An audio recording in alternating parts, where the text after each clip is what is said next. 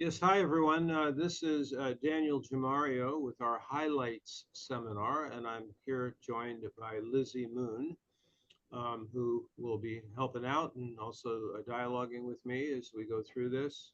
I invited Lizzie to be part of this because she has something she does. You want to just mention that for a moment? Yes. So a little bit last year, I've always felt this way, but a friend of mine did a podcast on the problems men are having right now, with just knowing their roles and, what to do, how to be kind of in relationships and other things. And so I just started my own podcast called Moments with Men, in which I have conversations with men and let them tell me, what are the issues? What are you, feeling, seeing? And honestly, I find a lot of them don't have a lot of space to really talk about that. My premise there is to explore expressions of masculinity and what it means to be a man in this society from their perspective, not me telling them, and not what I think we have kind of gotten into the habit of maybe saying, "Hey, this is what it means, and you should do this." Um, but but really having the conversation with them. So I'm definitely interested in men's issues or just the plight of men. What their perspective at this time. So I appreciate being able to do this with you. You know. So we're intending to take you on quite an, hopefully you'll find interesting journey here today. Um, here are the points that I'm hoping to cover. In combination with Lizzie here, who's actually uh, provided us as we go through with some great slides. I'm going to first start off with the larger historical context, and I'm going to go back like 26,000 years. The backstory of the last 62 years in the West. And why 62 years? Because within this school, we look at the time period from 1962 to 2034 as being the junction point or the time frame of the Great Turning, which is where there's so many different timelines that converge. I'm going to then share how I came into this a little bit of the school's backstory, even before there was a school in the 70s and 80s. It comes out of my experience of the late 60s, early 70s. Then we'll discuss a bit about how women, the whole journey of looking at the women's mysteries, sort of put men's mysteries in the background. Talking a little about that. We're going to talk about what is masculinity as best we can in the hijack of gender. We'll look at what archetypal masculinity and femininity is as not being the same as being a man or a woman. And then the role of Venus and Mars in this paradigm, the full spectrum of masculinity, and then that includes a very important question which is why this is not a seminar just for men. Um, and it's the statement, how can a man be valued? How can a man be valued? What recent times have done to men and masculinity? And then we'll touch on things like the 72 and beyond gender options, transgender, no gender, things like that, offering false solutions leading to greater divisions, and then ultimately to transhumanism and the elimination of human 1.0 and a brave new world dystopia. And I also hope to touch a little bit on the role of the mystery schools and the role of secret societies and the cosmologies that come from how they saw sex, gender, and so on. And then as a wrap up, kind of as a summation of everything we get into here today, the statement I'll make, which is that I believe our school has an approach toward a solution and a way forward. Um, I'm going to have to do something here for just a second. Don't worry, I'm disappearing for a second. I have to sometimes readjust my camera. Okay, so in the larger historical context, so I've spent a lot of time researching into the question at hand here, and including how hunter-gatherer cultures perceived these issues, how it was prior to 6,500 years ago, how sex roles, gender roles have not always been the same, that different cultures might allocate even the roles differently depending on the part of the world, depending on the culture, depending upon the time period in history. So there's really, in the history of global humanity, there has not been, it's never all only one thing, okay? There's many, many different authentic expressions for men and women that have existed throughout 26,000 years of history. And some of you have heard this part of it before, where in the research I've done from some thinkers like Lawler and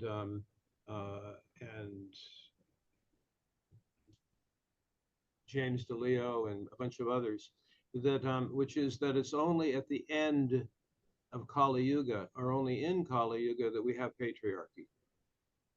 That is a sign of the deepest density. For much longer time periods in history, it wasn't matriarchal, it was matrilineal or matrist, but it was much more about a cooperation and a partnership, a way that men and women were with each other.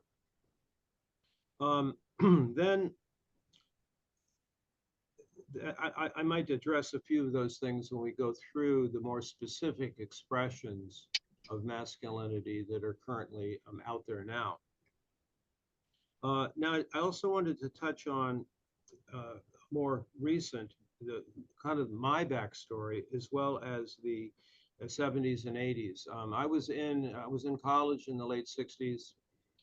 It was the time period 1962 to 1965 was particularly interesting in the so-called Western world, which is where my generation, the Leo generation, the baby boom generation, were quite aware that in the midst of material abundance, the culture was extremely black and white. There was a tremendous rigidity toward how the perception of the possibilities of human beings were.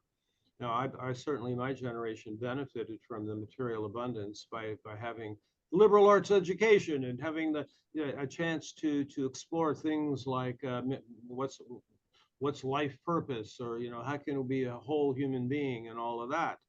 So I'm aware that different generations have different struggles and also different advantages, right? But by the time we got to the late 60s, early 70s, what arose in the West was things like women's liberation, gay liberation. And in the early 70s, there was, particularly in music and art, there was exploration in bending the societal roles. You would have the glam rockers, you'd have cross-dressing, you'd have people would be experimenting with different expressions of as a rebellion, really, against what the culture said men or women should be. Meanwhile, in the astrology world, the leading edge of the astrology world, and this corresponded with the first ephemerises that showed up for the 4 asteroid goddesses. And it was at that point that those of us that are in the avant-garde of the astrology at that time period realized that Hellenistic astrology was hugely patriarchal, and that there wasn't enough of women's mysteries in astrology. And so all through the 70s and mid 80s, the re-mythologizing of astrology was happening, more archetypal. And much of it was a rebellion, a rejection of the patriarchal astrology that had been current. And what I did for a long time was to be, in a sense, a champion of the full spectrum of the feminine. And what is little known is that the person who's best known for an early version of men's work, Robert Bly, where there would basically be these men's gatherings of going out into the woods and drumming, and just going back to an earthy, more primitive expression of masculinity. But what people don't know is that actually Robert Bly started with women's mysteries. And actually, he was the one who first brought to the attention of us at that time the work of Toni Wolff, the one who had brought in the archetypes of the feminine. And that was actually, to this day, her work remains the foundation of what we do in our school for the full spectrum of the feminine, right? But actually, Robert Bly then went off into men's work after that, but his view was not really, in my opinion, a full spectrum. Meanwhile, there was another figure that was quite influential in the 80s and 90s, particularly, and this is the person known as David Data.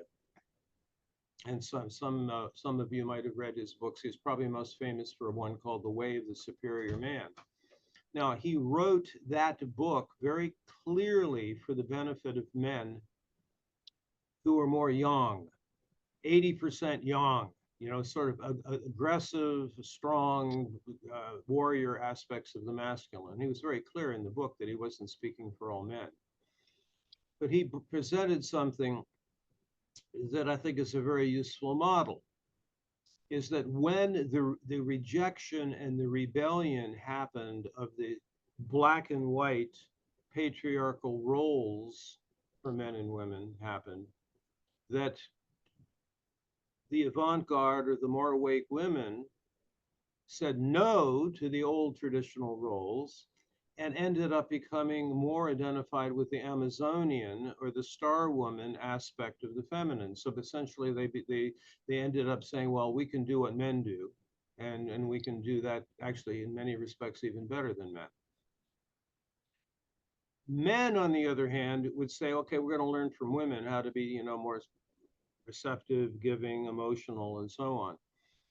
And that gave rise to the imagery of the wimpy New Age male. So basically, what Data was saying is that, okay, there's three movements. One is the traditional roles, and then there's the reaction of that, the antithesis of that. And then in his work, he said, we have no idea how to get to number three. That in order to be able, but I think in our school, we do know the answer about how to get to number three, which is to have a full spectrum of the possibilities. But it's clearly not, to get stuck in number two is not that helpful, because you find women, let's say, that it can end up becoming able to beat men at their own games, and then taking on the same illnesses and shadow and so on. Now, and for men, of course, all through maybe the 90s and I mean, probably still to this day, I'll hear women say things like, oh, if only the man in my life was more sensitive or more emotional or more giving or more able to be personal and so on. And so what would happen is that a man authentically will show up and be that, and the woman will diss him or not take him seriously. Where the guys that are welcome into the women's circles, but are not actually perceived as a possibility of being a partner. Now, I'm giving you pretty extreme generalities here, but it's something that I've seen happen really quite a lot. And what I'm wanting to express here at this moment is that there was an absolute legitimacy that occurred in the late 60s, early 70s to have a rebellion or a reaction or a revolution against the traditional roles. Now, but what's happening today, well, we'll see as we go through what the current situation now is not really a solution to what was happening back then. So I want to turn our discussion now to two really key concepts. And so, Lizzie, this would be the point of putting up the sex and gender slides. Okay. Mhm. Watch me be techie here. Hold on. It's going to come in a minute, hopefully. I'm sorry about the delay. Well, we had it a minute ago, Daniel. Here we go. You go ahead and start with that, and I will see if I can get it into full screen. All right. So in the approach that I take to this, we have to distinguish between sex and gender. And unfortunately, I'll go so far to say that I believe the word gender has very much been hijacked. Because up through the 1960s, 90% of the use of the word gender had to do with grammar. It came from the Romance languages or many of the European languages that would make a definition. The moon, feminine, the sun, masculine. And so you would have these different gender applications to nouns and so on. And then through the 70s, gender started to be used to describe, like the definition here, a range of characteristics pertaining to a differentiating between femininity and masculinity as determined by a culture. And so there would be gender roles, say within 1962 America, or the gender roles that are described by, say, biblical, I wouldn't put it that way, but 1950s Christianity, let's say. But then sex, though, refers to the biological differences between male and female. You're either an XX chromosome being or you're an XY chromosome being.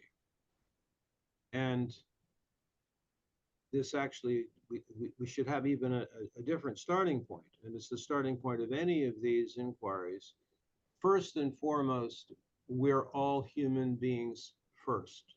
We're all human. Whether you're born XX or XY, you're still a human being. It's not two separate species. Now, it is the case that whenever there's not too many hormones or too much electronic stimulation and everything like that, and if you're not giving somebody puberty blockers and all the rest of that, it is true that about 0.5% of human beings are born with a certain ambiguity.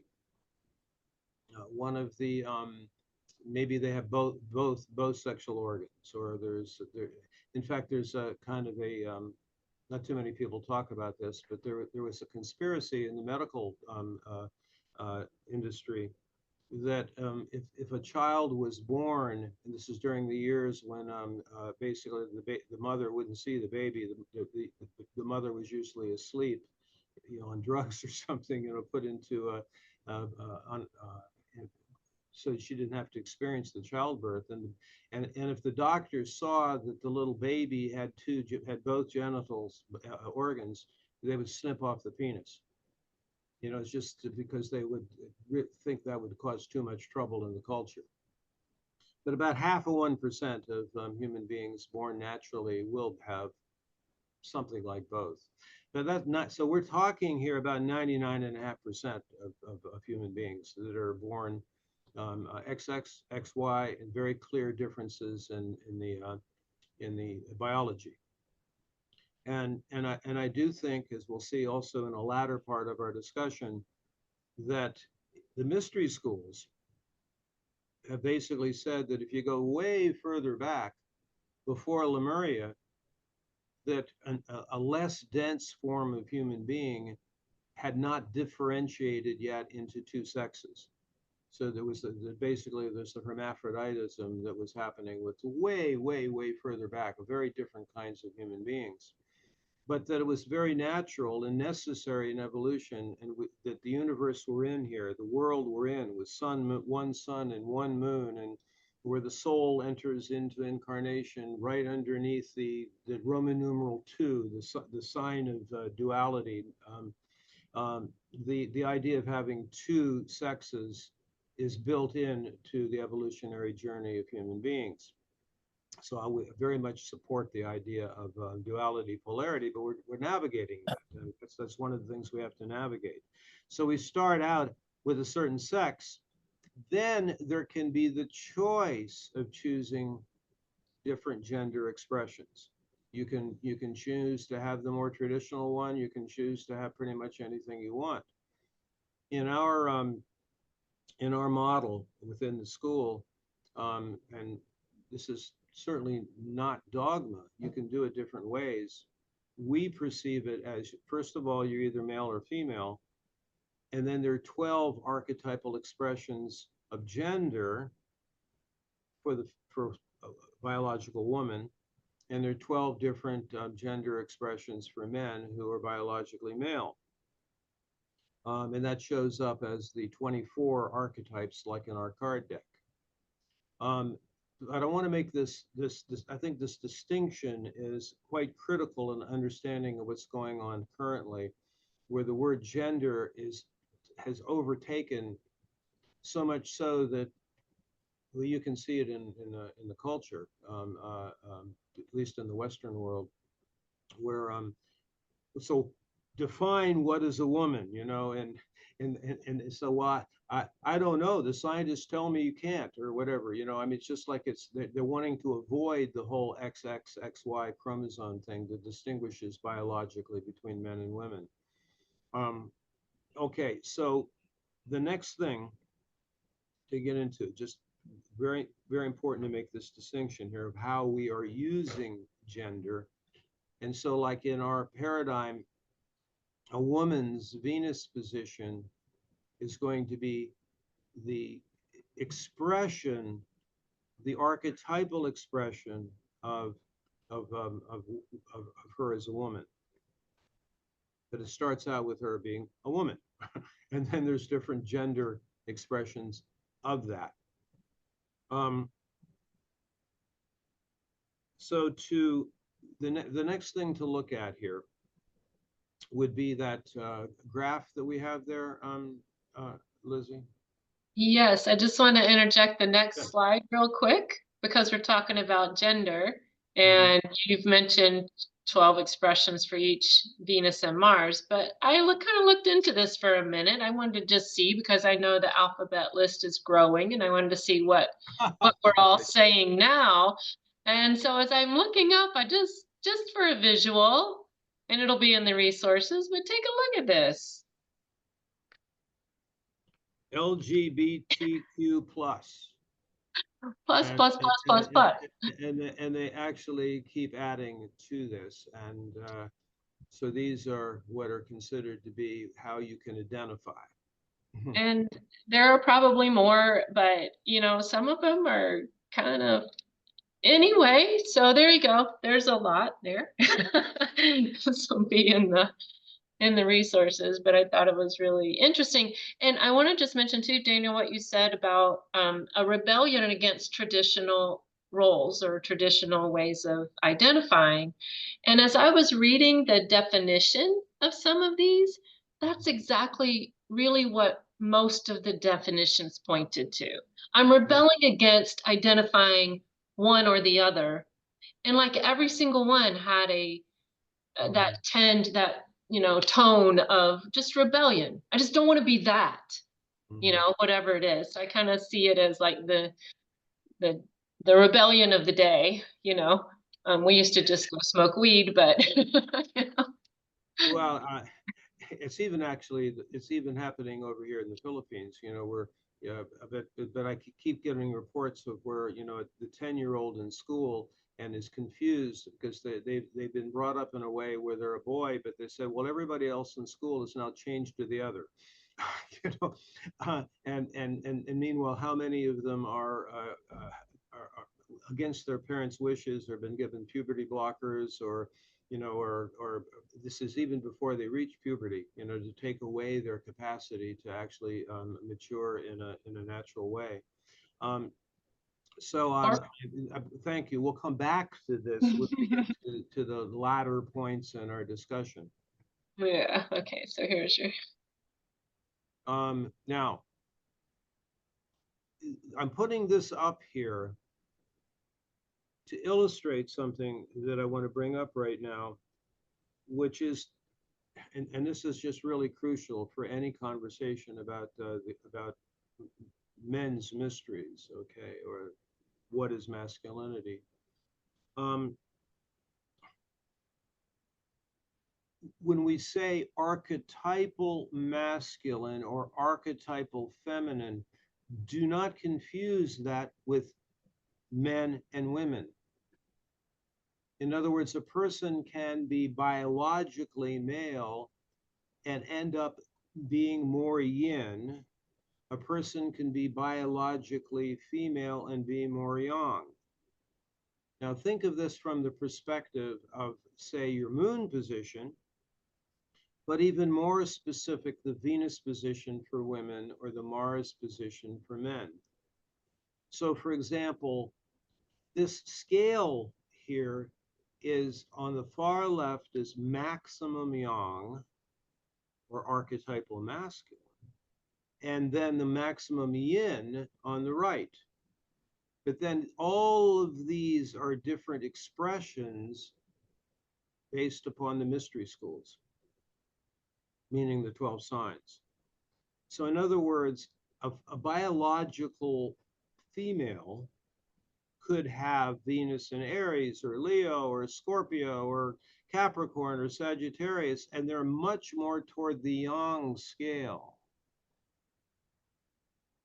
A man who's born a biological male, you can see here that yes, if it's Aries, Leo, Sag, Scorpio, Capricorn, and it's a gradient, they're going to be a masculine, a male who's very young, a very what we would call actional, or now.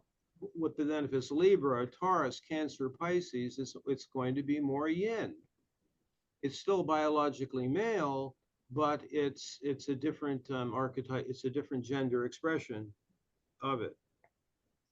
And so what we're looking at here in particular is a man's Mars position or a woman's Venus position. Now, this then brings up the issue: how could we even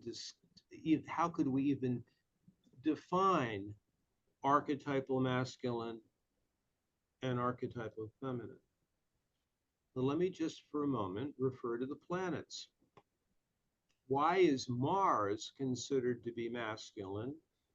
Why is Venus considered to be feminine? There is a really good answer to that, which is that Venus never can get beyond the shackles of the Earth. It can't separate more than 48 degrees from the Earth. Venus is always tethered to the mother. It can rise and fall. It can be behind the sun. It can be 48 degrees above the sun when it's maximum elongation. Sorry, above the Earth, maximum elongation. But Mars, on the other hand, can attain opposition. It's able to step beyond what could be thought of as the tether to the Earth herself. And that describes why the essence of Mars is more yang archetypally, and the essence of Venus is more yin archetypally. But if you're born biologically male, your journey could be more toward the yin. Biological female, it could be more toward the yang. And this can actually be determined just by the elements. Air and fire are archetypally masculine. earth and water are archetypally feminine. And this gives us a way in to perceive the, the essential question here of our seminar: how can a man be valued, or what in the world how could a man be valued, but also what is the nature of masculinity itself as a biological male? Now notice here that the spectrum of yin and yang is here relative to the quote West, meaning US, EU, crown colonies, and all who have been overshadowed by it. So this, of course, is a more modern understanding here. It would be quite a bit different if we were like in Aboriginal Australia, or hunter-gatherer cultures, or matrilineal Dravidian culture, or the Sami of the far north, or the Bushmen in South Africa. There's in fact, when I was researching this relative to the Aboriginal Australians, it was built into their culture that they knew for sure that 1/12 of men and women born would choose the same sex as far as who they connect with. In other words, they knew that about 1/12 of the population would be what would we call gay or lesbian, right? And in many Aboriginal cultures and more indigenous people, they've always perceived the value of the heoka, or those that went against what 90% of the population would be choosing to do. And that's exactly why you can see here why this astrological mystery school of Gemini is kind of right in the middle. for both masculine and feminine, Gemini is kind of in the middle. It's not, it doesn't reach very far into maximum yang or maximum yin. So you start to get the flavor of this. Now, in talking about essential masculinity now, or the 12 versions, the 12 genders for biological males, I introduced that inquiry, which is how would a man desire to be valued? But I want to introduce here something that is apparently, I've seen this written in a few places.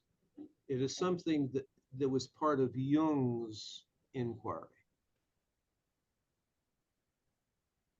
He was asked, what is masculinity? His answer was, to know your sword and to know how to use it. To know your sword and to know how to use it. He was not referring to the martial sword, not referring to how good of a sword fighter you are. That is not what he was referring to.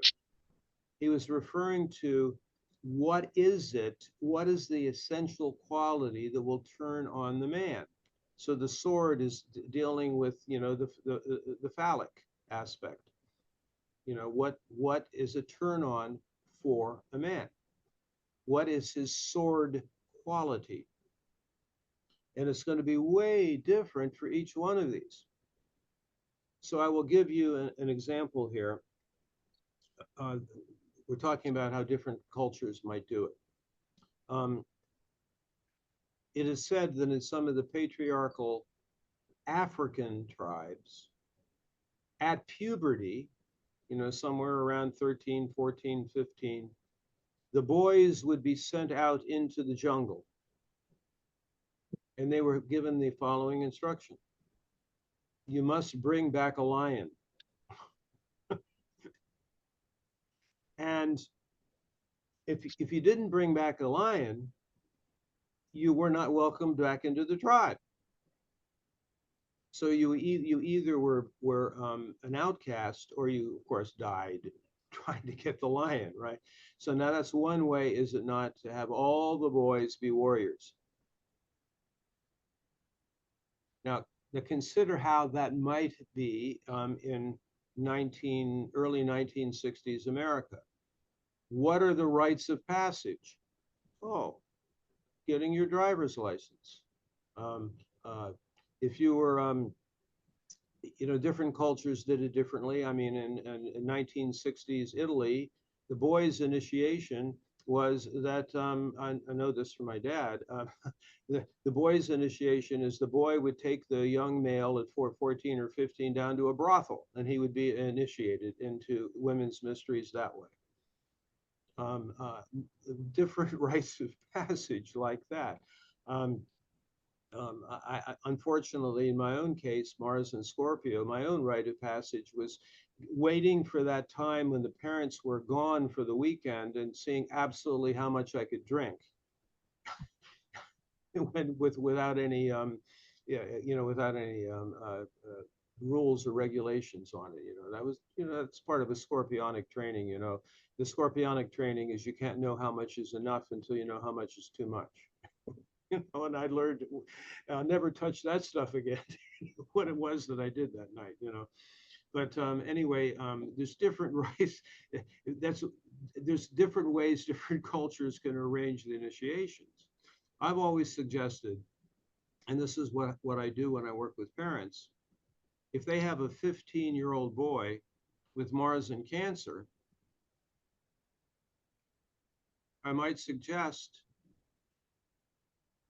we have this, we'd like to get you this horse and you must take care of it. Or we have to get some rabbits and you're going to take care of the rabbits. Or in some cases, it might be the older brother with Mars in Cancer, you're going to take care of your little sister. There's different that's different than sending the boy out to the jungle to bring back a lion, or to go out and see whether he can have as many girls before he's 20 than his dad did. Something like that, or some other brother.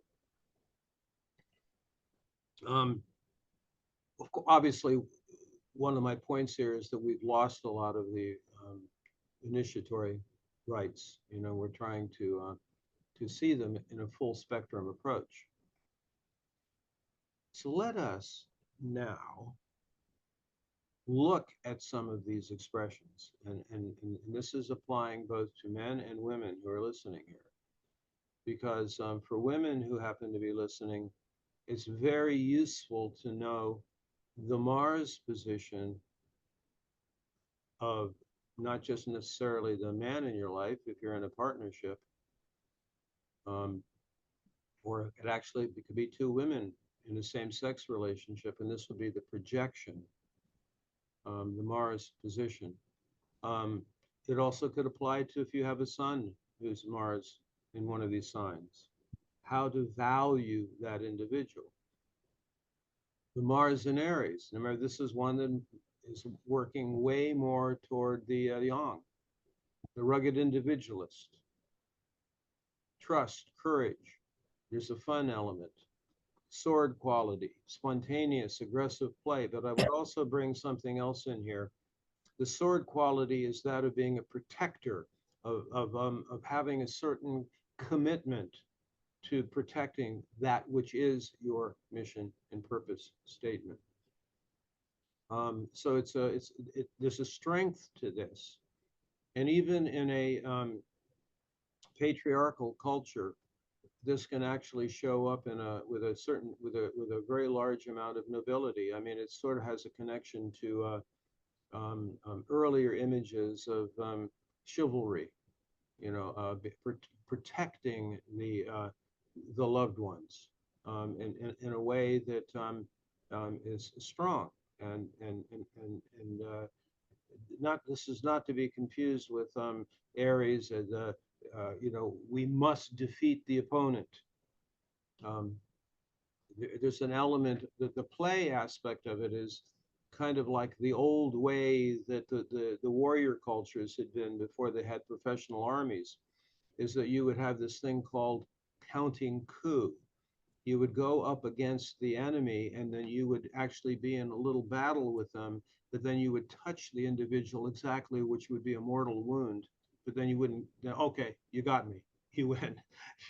So it's sort of like a couple of teenagers that are rolling around on the ground fighting, and then following what seems to be this really strong fight, they end up being buddies.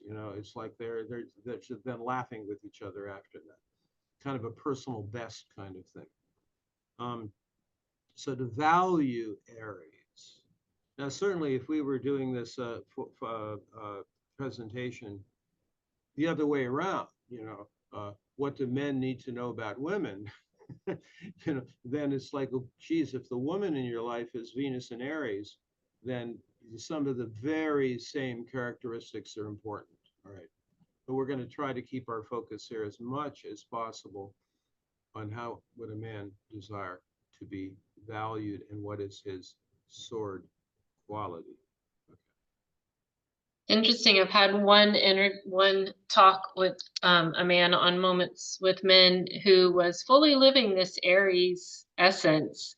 He was committed. He's a protector. He's got all of these qualities. Quite interesting. Kind of refreshing in a way for him to just kind of own that and claim that in this society. So it's And actually, yeah, and actually that commitment to a strong commitment to mission and purpose statement could apply in different domains.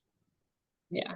Be a profession, it could be as a protector of in a relationship.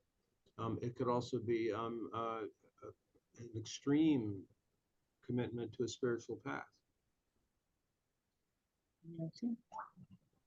Okay, let's look at the next one.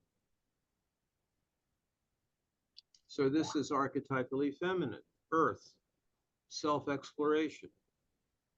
And this is the archetype that is frequently not talked about.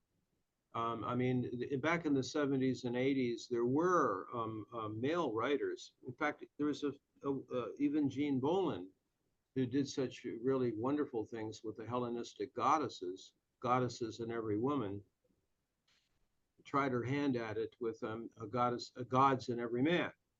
But there are also some men that did archetypal expressions of the full spectrum of the masculine. But they usually talked about it being a fourfold structure. There would be the king, the warrior, sometimes it would be the priest, there would war on father, different expressions. But this one is hardly ever mentioned. The lover. The intent is to bring spirit fully into the physical and sensual and to establish the deepest intimacy on the basis of friendship and trust. Sword quality, comprehensive sexuality and lovemaking as an art form. But there's far more to it than just lovemaking. It's the ability to savor and enjoy, the epicure, the individual, whether it's food or whether it's art, whether it's music, to go into it deeply and as long as possible. There's also an element to this particular sword quality, which includes moderation, depth and length, but also moderation. Unlike the example I gave about me being Mars and Scorpio, you can't know how much is enough until you know how much is too much. With for Taurus, if you find something that feels good, you won't want to take it to where it feels bad. Like that standard imagery, 2 glasses of high-end wine tastes good, but a third is a headache. Well, the Scorpio type might say, well, I want to find out what 4 feels like, but the Taurus would not do that. Anything to feel bad is chosen not to go, but you don't want to avoid going into intimacy as art, is the expression I really like for this. There's also another quality here, which shows up on the far left here, receivership, right receivership. And it's really the only one of the 12 that so much features that. But that's not indiscriminate receiving, because by definition, Taurus knows what's good. And then when there is that right receivership, it is a gift to the one who's the giver. And a very good example of this would be if you have a little boy baby who's with Mars and Taurus moon, but we can put the attention here on Mars and Taurus. Give them as many strokes as possible. They want touch. They want to be held. They want to be stroked, you know, which is way different if you have a little boy baby with Aquarius, for example, or Virgo, as we'll see. So how does that individual want to be valued? Well, they want to be valued for their Epicurean capacities, their ability to go deeply into intimacy as art. Obviously, the same thing would apply if we were turning it around and we're talking about the full spectrum of the feminine. Venus and Taurus, for example, for a woman.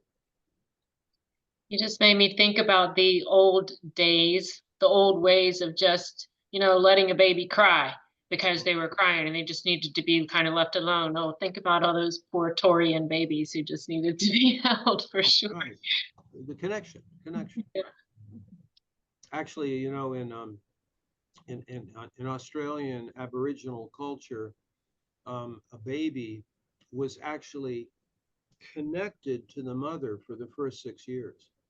It never was taken from the breast. And then there was an initiation that happened where then it was taken from the mother, and then the other women in the clan or the tribe would also take turns. And then it would be the separation from the feminine for the baby puberty, who would be sent out on his walkabout, to find himself separate from the feminine, or at least from the mother imagery, to find that through the earth. Yeah. Okay, First, next. yeah, the first 6 and 7 years being so important, eh? Aha, now we have that one that, while it's technically archetypally masculine because it's an air sign, is one that is in our current time periods and probably throughout history, is the one that's sort of in the middle. There's a greater ambiguity, which is why the imagery for the female version and the male version is pretty much exactly the same. Entertainer, eternal youth, which is the puer or the puella aeternus, the puer aeternus being the masculine version. His intent is to learn to be free from the rules or laws going beyond linear processes. Curiosity, free electron, capacity to shapeshift into whatever they want to shapeshift into, outside of the rules, but in service to spirit when they're outside of the rules. And so it's the freedom of the mind, or in the mystery school teachings, going all the way through the archetype of Gemini goes to a place of crazy wisdom beyond duality and polarity. But it navigates it through duality and polarity to get to the place beyond that. There's a lot of play and fun or irreverence that happens with this one. So if you happen to be with someone with Mars and Gemini, I'm speaking to the women in the group, this is how this individual would want to be valued. So you're certainly not going to want to project onto that person, oh, he's supposed to be a good father taking care of me, or to be the provider to me. This is a completely different expression of the masculine. It also, in ancient images of it, it certainly was not separate from sexuality, but it was not father, boyfriend, husband version of sexuality. It was for the play and the fun of it.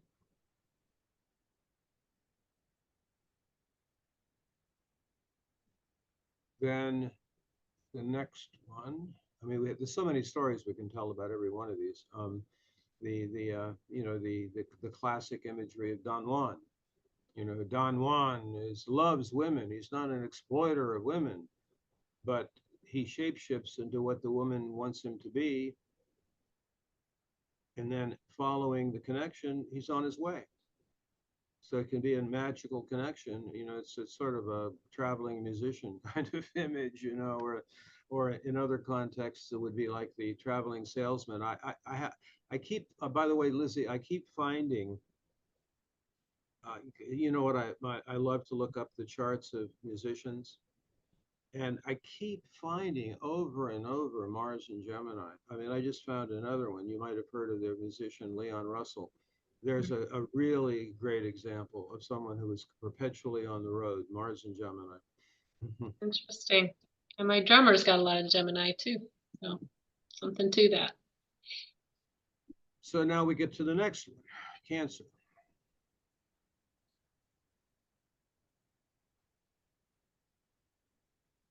Culture bearer, householder, water, archetypally feminine. What's the nature of family, roots, home? Creates safety for all children, including the inner child of adults. The intent is to demonstrate qualities of love and nurturing and committed to the foundation for generations to follow. Sword quality to nurture. Now, within the context of patriarchy, there are many, many examples of men who have the Cancerian qualities, and they have roles in the culture, like they're often, you know, but they could be the policeman, they could be the fireman, they can be the good father who's the provider for the family. The missing link here is often, though, in patriarchal roles that they're not really able to know what a woman is desiring for personal nourishment. You know, it turns out to be that external hierarchical thing. Well, I'm making good money to support the family, and you know, I care about the kids, but basically, they they're not really tuning in to the. This is obviously not in all relationships, but if the woman is desirous of having a partner who really tunes into what their personal needs are, then that can be lost on the patriarchal version of Cancer. But still, the desire to be valued for their ability to provide nourishment, whether it's the stuck in the patriarchal model or the new advanced like type 3, the way David Data would talk about it. How can this version of the masculine understand? Well, my sense is they really want to be valued for their capacity to provide that. But it's part of a learning curve in order to realize it's not just about the material security. It's a deeper version of it. This is a pretty tricky one because uh, an analogy that I sometimes use would be a woman, say a little girl, let's say, who has a really loving dad, and she feels utterly, completely safe in his arms. Well, this is actually something that can be a very beautiful thing for a person to get to experience pre-puberty, pre-puberty. You know, and then what happens at puberty, there's a separation that would happen at that point. And then often a woman with Mars and Cancer is longing, either maybe she never had that, or she's longing for someone who would be a safe place to receive that, you know. So there's a lot of richness to this one, and it needs to be valued and seen for how it wants to be valued.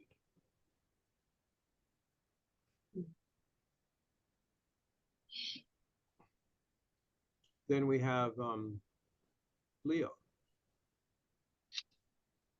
archetypally masculine, fire, self-exploration, radiant, radical self-love, vision carrier, creator, creating for its own sake, king archetype, the leading man, the star, the not necessarily the one who takes responsibility, but the one who is celebrating their creatorship. Sword quality, courageous will, individuated, Oops. Oops. individuated self and self-love, not individual adulterated self. No. Cool. Anyway, you get the point here. So actually, the way you value Leo is just to love them, to value their radiance, you know. And one of the things I've absolutely noticed about this one is that if the guy has Mars and Leo, and if you really just wow, it's just so much fun being around you. You know, it feels so good being around you that that does not go to their ego. It actually causes them to become more vulnerable. You know, they oh, I feel gotten. You know, I love shining and turning other people on, making them be everything they can be. You know, so it's too often seen in its shadow sense, actually. You know, and there's certainly a shadow version of it. There's no question. So it's and you can obviously see how this would work for a woman with Venus and Leo. She's not going to be valued for being a mother, but for having this capacity to be a creator. It's more of a star woman, Amazonian expression. Often men with Mars and Leo, depending on the moon position, you know, they're not confident with that. They need to be valued for that creatorship capacity and the necessity. How are they going to get self-love if you don't love on them? Really, I mean, that helps. You know, rather than to put them down for their attempts to shine.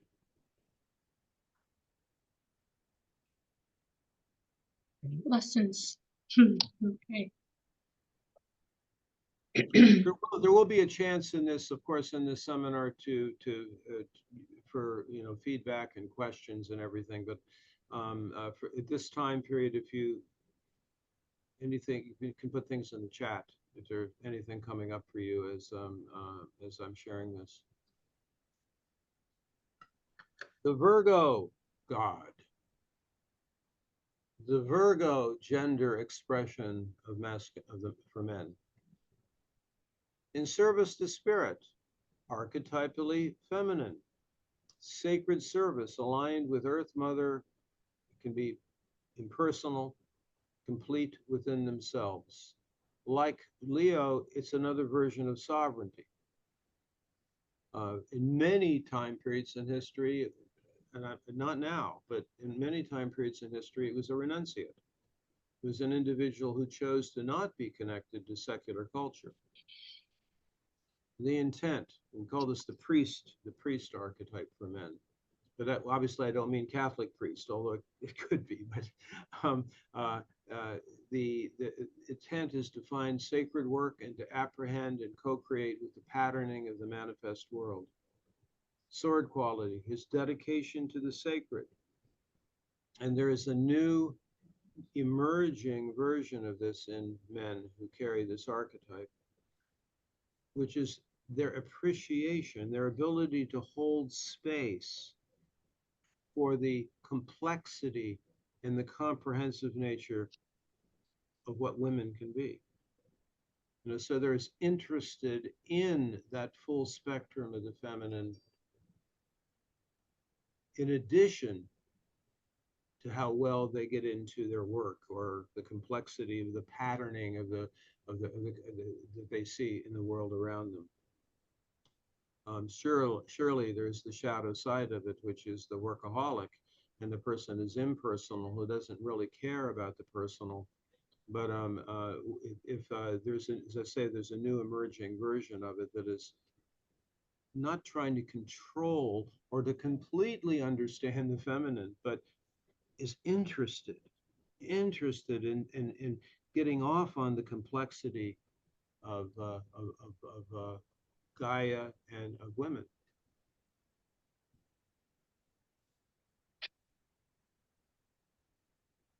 Definitely, Lizzie, jump in at any point, you know, as a good. I'm sitting over here thinking of all the people, the men I know with certain archetypes or these, you know, these essences in there. in their charts, I'm sorry, I'm kind of looking at some of them too, and I'm going, oh, well, that makes sense. Yeah, yeah. Uh, this But stuff works so much better than sun sign stuff, believe me. Okay, then we have well, Libra. yeah, I was just gonna say too how cool it would be.